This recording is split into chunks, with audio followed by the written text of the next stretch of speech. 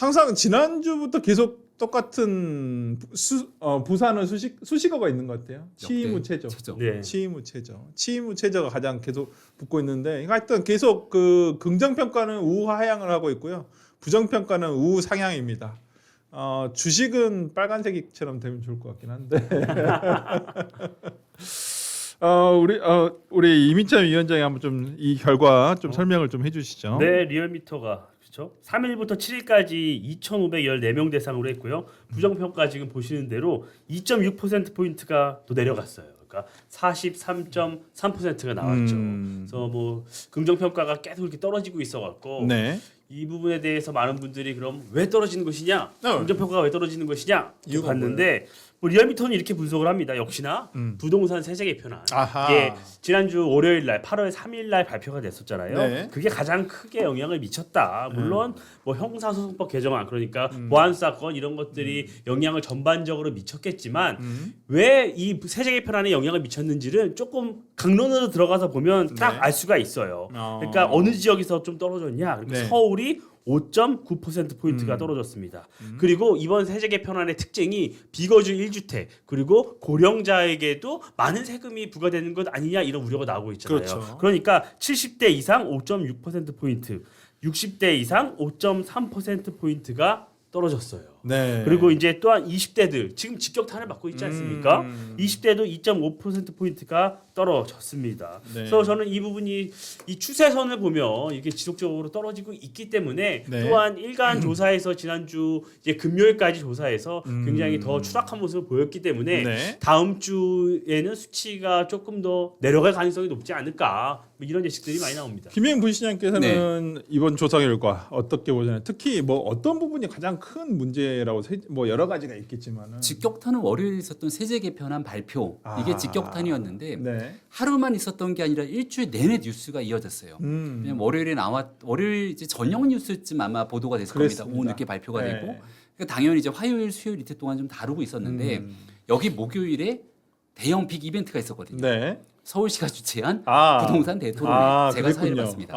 맞아요. 왜냐하면 이재명 정부가 대통령 중심으로 했던 네. 토론회가 있었는데 네. 답을 정해놓고 한 듯한 토론회에 굉장히 많은 사람들이 실망을 했거든요. 네. 그 토론회라면 결과값이 있어야 되는데 결과값이 세제 그렇죠. 개편안을 내면서 이거는 이른바 비거주 1주택자 살지 않는 사람들한테 엄청난 과세 때린 거거든요. 네. 그리고 나니 여기에 가장 큰 피해를 보게 되는 건 소득이 없는 고령층 더하기 결국은 세입자에게 엄청 큰 고통을 다 가중시켰다. 이런 부분들 때문에 엄청난 비판이 있었고요. 네. 목요일에 저희 토론회에 그러니까 유튜브를 하는 크리에이터도 오셨고 부동산 관련된 교수님들도 계셨고 네. 시민 그리고 관련된 이해관계자가 굉장히 많이 모였는데 네. 많은 어록들을 쏟아냈습니다. 그렇죠. 근데 그중에 서울 정비사업연합회장이 했던 얘기 중에 하나가 무좀에 걸린 발이 있는데 이거 당뇨발로 올인해서 잘라버리면 되겠냐라고 아하. 했던 멘트를 목요일에 했던 게 금요일, 토요일 이틀 동안 네. 내내 뉴스가 회자가 되더라고요. 네. 그래서 이런 방식의 일주일 동안 뉴스가 사실상 정부의 부정평가를 끌어내렸다, 네. 끌어올렸다 이렇게 생각하고요. 이게 아까 이민찬 대변인이 서울 얘기를 잠깐 해줬는데 네. 서울이 5.9%가 빠져서 몇 퍼센트냐면 36.8%입니다. 그러니까 서울은 이미 30%대로 확 내려앉은 거예요. 40%가 무너졌군요. 그리고 지난주에 있었던 일주일의 그러니까 일별 조사를 보면 이미 금요일 조사에서는 41.2%까지 빠졌기 때문에 네. 30%대 진입을 목전에 두고 있다. 그 김성일 최고한테 이거 여쭤봐요. 그러면 지금 방금 김영민 전 부시장께서 얘기하신 대로 서울 같은 경우는 40%가 이미 무너졌고 전체적으로 보면 40% 지지율도 지금 굉장히 빠지고 있는 상황이다. 특히 이러한 가운데 김어준 씨가 오늘 본인의 방송에서 여기서 더 빠지면 안 된다. 문제의식을 갖고 대처해야 된다. 이렇게 얘기까지 하고 있는 상황이거든요. 지금 굉장히 실제 어떤 이러한 그 위험도를 느끼고 있는지 아니면 그냥 이렇게 지지율 빠지는데도 별 그런 위기감을 느끼지 못하고 있는 건지 되게 궁금하긴 합니다. 위기감은 느끼기 시작했을 거예요. 네. 왜냐하면은 그동안 진짜 안 떨어지고 콘크리트처럼 버티고 있던 50%가 순식간에 무너져 내리는 건데요. 문제는 이게 네. 단순히 일방적인 이벤트에 의한 게 아니고 네. 정책 펀더멘탈이 무너져면서 지금 벌어지는 일이라는 거예요. 제가 지난주에도 계속 말씀드린 게 앞으로 역대 최저, 뭐 취임 후 최저 이런 말 쓰실 필요 없다. 왜? 매일 쓸 거니까.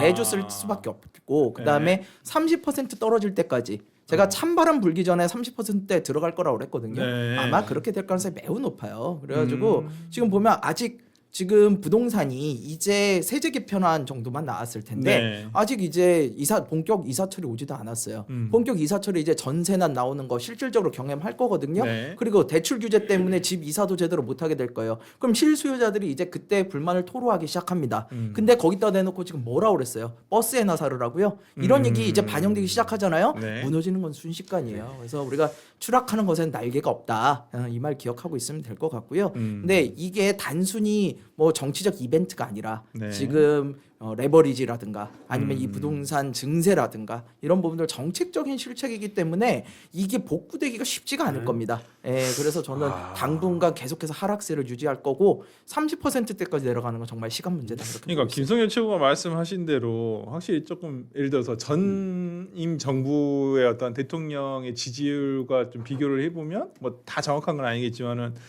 지금 뭐 윤석열 정부 때는 아무래도 대통령의 개인적인 성향이나 어떤 행동이나 이런 것 때문에 되게 지지율에 영향을 많이 줬다고 생각이 드는데 지금은 오히려 그런 거에 비해서 정책에 대한 내용들이 더 이렇게 지지율을 까먹는데 오히려 반영이 된다고 한다면 아니 정부로서도 이게 되게 개선의 여지가 없잖아요. 맞습니다. 그러니까 정책을 내놨는데 이게 인기가 떨어진다. 이게 이제 지금부터 이재명 대통령의 진짜 고민이 시작되는 겁니다.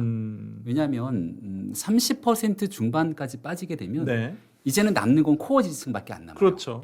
근데 그동안 버티고 있었던 건 이재명 정부에 대한 기대감이거든요. 소위 말한 유이재명. 그러니까 중간에 있었던 사람들도 이재명은 일 잘하는 사람이지 좀 그렇죠. 합리적일 거야. 네. 부동산에 있어서도 대장동을 개발해봤던 사람이니까 어디요? 4단계 용적률 특히 줬던데 네. 백현동처럼 백현동. 뭔가 신박한 일을 할 거야라는 기대감이 있었는데 그 부동산에 관한 기대감을 문재인 정부 시즌 2 내로 갔다가 그렇죠. 그날 부동산 대토론회 때 어떤 얘기가 나왔냐면 지금 이 순간 새롭게 규정하겠다. 문재인 시즌 2가 아니라 이재명 시즌 1이다. 왜냐? 문재인 정부보다도 훨씬 못한 상태로 네. 폐기됐기 때문이다. 네. 문재인 대통령 때는 최소한 집 한 채 가진 사람은 안 건드렸다는 거예요. 맞아요. 예. 네. 근데 이재명 대통령은 집 한 채 가진 사람도 실거주를 하지 않으면 엄청나게 괴로치게 되는 네. 폭력 정치를 하고 있다는 것이 이재명 정부 옥죄는 겁니다. 근데 이제 어떻게 되는 거냐면 이런 상태로 치닫게 되면 결국은 이재명 대통령이 선택을 해야 되잖아요. 그렇죠. 여기서 코어 지지층이 무너지게 되면 네. 30% 초반 그 밑으로 빠지게 되면 완전 레임덕으로 가게 됩니다. 아하. 근데 여기 이제 부동산을 이 상황을 오게 만든 건 네. 중도층의 마음들을 얻으려고 했던 게 아니라 이른바 지금 코어 지지층이랑 같이 얘기를 하고 있는 상황에서 여기까지 온 거잖아요. 네. 그러면 중도로 외연 확장을 해나가려고 하는 정책을 피면 필수록 지금 정청래 전 대표가 주장하고 있는 것처럼 코어가 빠질 텐데 그렇죠. 코어가 빠지는 게 지금부터는 매우 두려울 겁니다. 음. 우리가 이제 도박판에서 도박을 하다가도 네. 본전을 딱 잃어버리게 되는 그 순간이 오게 되면 사람이 네. 심적으로 불안하잖아요. 그렇죠. 여기서부터는 강력한 베팅이 불가능하거든요. 네. 그러니까 이재명 대통령이 이제 앞으로는 코어 지지층을 고려할 수밖에 없는데 코어 지지층을 고려한 정책을 펴면 펼수록 부동산 정책은 완전 거꾸로 회귀하는 거거든요. 그 지지율이 올라갈 길이 없다고 얘기했던 우리 최고위원님 말씀이 거의 일맥상통하게 갈 수밖에 없고 네. 문재인 대통령이 마지막 순간까지 그나마 최악을 찍지 않고 지지율은 버텨줬거든요. 그렇죠.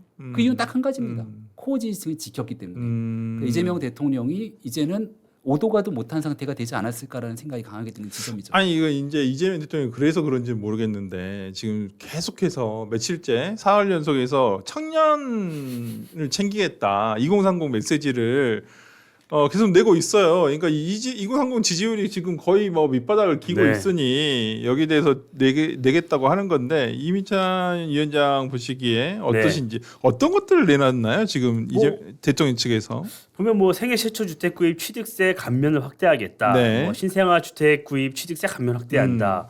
뭐 결혼 후 2주택 취득세 중과 제외 확대하겠다. 뭐 네. 이런 거예요. 그러니까 세금을 조금 감면해 주겠다는 거죠. 근데 핵심적인 게 좀 빠졌어요. 네, 뭔데요? 가장 많은 분들이 원했던 건 대출 정상화예요. 아, 그러니까 우리가 부부가 결혼해서 혼인 신고를 했을 때 가장 사람들이 걱정하는 건 정책 대출을 못 받는 거예요. 왜냐면 부부 합산 소득이 너무 높으면 네. 정책 대출 대상에서 제외가 돼요. 네. 정책 대출을 받을 수 있으면 중저가 주택을 저리로 네. 장기간 이렇게 안정적으로 고정금리로 대출을 받을 수가 있어요. 그러면 내 집 마련을 할 수 있는 디딤돌이 돼요. 그래서 디딤돌 대출이에요. 그런데 이 정부 들어서 어떻게 했습니까? 디딤돌 대출 예산을요 무려 전년보다 26.4%나 깎았어요. 네. 그 깎은 예산을 어디로 돌렸냐? 공공임대주택 본인들이 짓는 그쪽으로 돌렸어요. 그리고 나머지 예산은 은행들한테 2차 보존 해주세요 했는데 그게 2차 보존이 잘 됩니까? 네. 이 자체가 줄었는데 잘 안 되죠. 그러니까 이미 그 일이 벌어진 게 25년 예산안을 본인들이 짤 때 그렇게 깎아갖고 짠 거예요. 그러니까 26년도에 이 디딤돌 정책 대출 예산 자체가 확 줄었어요. 그럼 대출이 안 되잖아요. 그렇죠. 그리고 은행에서도 지금 15억 이하 6억밖에 안 해주잖아요. 그러니까 이런 대출 정상화를 해달라는 거예요. 네. 특히나 신혼부부들 생애 최초 주택 구입자. 그리고 신생아를 갖고 있는 어떤 신생아 특례 대출 이런 것들을 정상화 해줘야지 네. 우리가 우리의 보금자리를 뭐 비싼 집 산다는 것도 아니잖아요. 그런 것들을 해달라는 요구가 빗발치고 있는데 그런 것들은 해주지 않고 본인들이 해주는 세금 찔끔 깎아주는 것 아니 지금 대출이 안 나와서 집을 못 사는데 그 취득세 깎아주는 게 무슨 효과가 있겠습니까? 그러니까 저는 이 대출 자체가 현실과 괴리된 거예요. 그래서 저는 문재인 정부 시즌 2인데 문재인 대통령과 이재명 대통령의 다른 점이 결정적으로 있죠.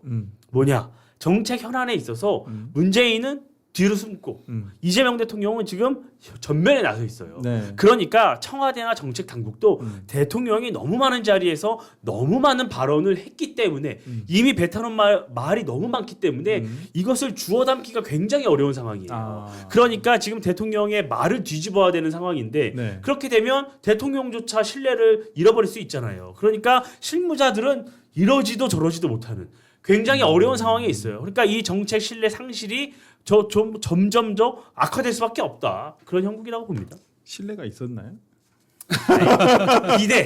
기대가 있었죠. 신뢰를 잃고 있죠. 이게 네. 그 청년 지지율이 빠지니까 황급히 놀라서 청년 메시지는 이재명 대통령. 네. 이게 이제 오늘 아침 그렇죠. 모든 신문의 네. 주제 아닙니까? 네. 근데 그 정책은 누가 기획했냐? 그러니까 청년 비서관실에서 아마 나온 얘기 같다는 거예요.